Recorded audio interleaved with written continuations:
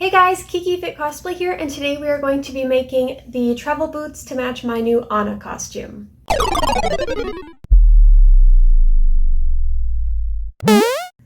Before we begin, let's quickly go over a few of the supplies that we'll be needing for this project. So first, the main pointer, we need a boot. I got this boot, it's not the exact same style, but it was at Value Village. It was $9.99, right price, similar shape, whatever. There is no top piece up here, the little lip that she has on her boot, so I've got some brown fabric which we will make our own. Also, the bottom here the little insert has to be pink, so we're going to paint that with some pink paint, and we are going to make the design down the front of her boot using some Glad cling wrap. We're going to wrap the boot, then I'm going to draw the design onto the boot, transfer that onto some heat transferable vinyl, and then we're going to iron the vinyl onto the boot to stick it on, and then we'll see about this option once we see what the boot looks like. But I've got some gems as well that I might add to the vinyl just for a little extra princessy pizzazz, and they are hot fix, so I need a little hot fix gun. If you don't have a fancy gun or you don't want to go get one, you can always just use the plain gems and just get some glue for that.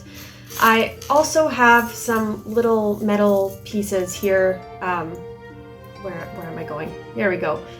They're just going to go on the side of the boot as the little metal accents that she has on her boot. I believe she has about 16 per boot. I only have 16 in total, so we're just going to go with what we got and do about 8 on each side of the boot, down each side.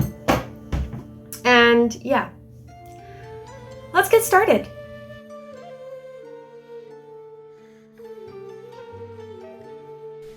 To start off, I cut the buckles off of both of the boots because her boots don't have any buckles. Just by doing this one little step, these boots look so much more like Anna's. Next, I stuffed the boot with some old fabric and decided to wrap it with the Glad cling wrap. So, devastating update. I hope this isn't a terrible angle. I forgot that we used the rest of our press and seal, so I only have regular Glad. Press and seal would stick to the boot and be a lot easier to work with, so now I'm going to have to put tape on top of this and then cut out the tape.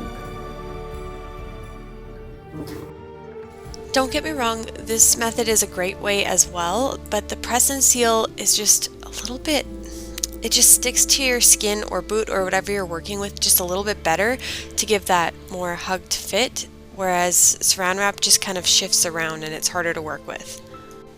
And here I'm just looking at some reference pictures as I draw the design on the tape on the front of the boot.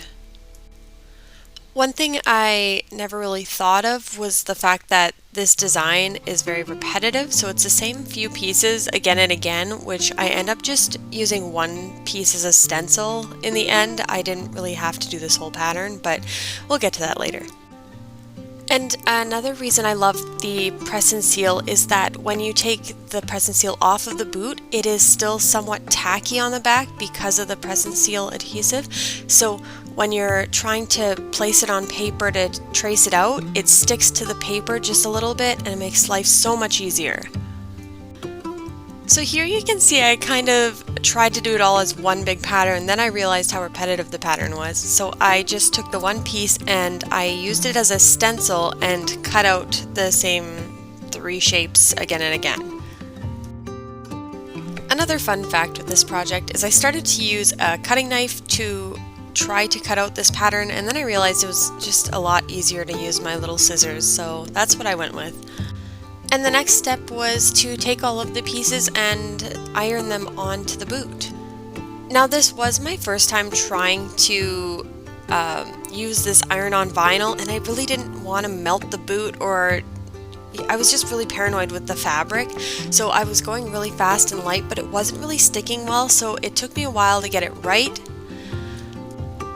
I did also use the vinyl to make a little brooch for this costume as well, which you'll see at the end of this video.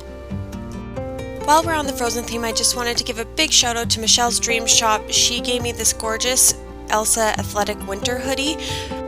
It is super warm and cozy, and I will leave the link to her Instagram page below. The next step was to install the little metal studs along the side of the boot. This ended up being a pretty tedious job because the boot was actually pretty thick, especially around the base, and I didn't have the proper tools to install these, so I just made do with my fingers. I got stabbed many times. It was great. Next I worked on the top fold or lip or whatever, the top piece of the boot.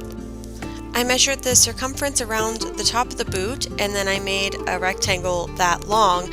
The width was just kind of, I guessed, how long I wanted it.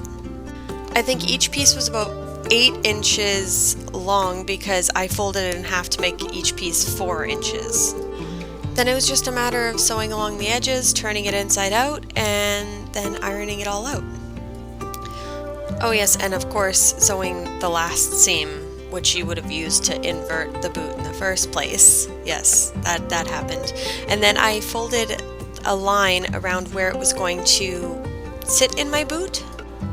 Then I just ironed it down so it would stay while I sewed it onto the boot. I'm sure saying boot a lot. Boot, boot, boot, boot, boot. It's a boot time, we get to the next step. Once it's all ironed down, I took my boot and I pinned it to the top opening.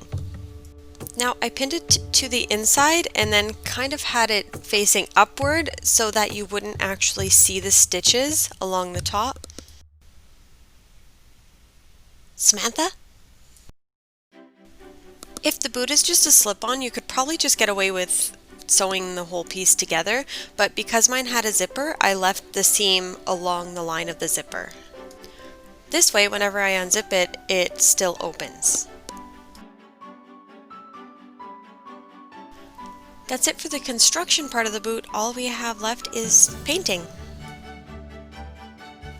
To help the paint stay on better without cracking, I use Flexi paint and I mix it about half and half into a separate container. This does make the pink a little bit lighter than it should be, but don't worry because when it dries it will darken. Then I used a small brush to paint along the edge of the boot and then a sponge to dab along the inner heel. I did not apply any to the bottom of the toes or the heel just because it would affect the grip. I think in total I did about 3 or 4 layers of this, which then after I went over with sparkles and just straight Flexi paint. But sadly I did not get footage of the sparkles being put on because my battery died.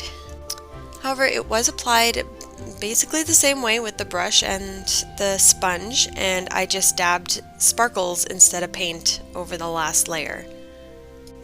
And that about sums up how I made my boots. If you liked the video and it was helpful for you, go ahead and give it a big thumbs up below. And if you'd like to see more tutorials like this and you haven't subscribed already, go ahead and hit that subscribe button. I'll see you next time. Bye!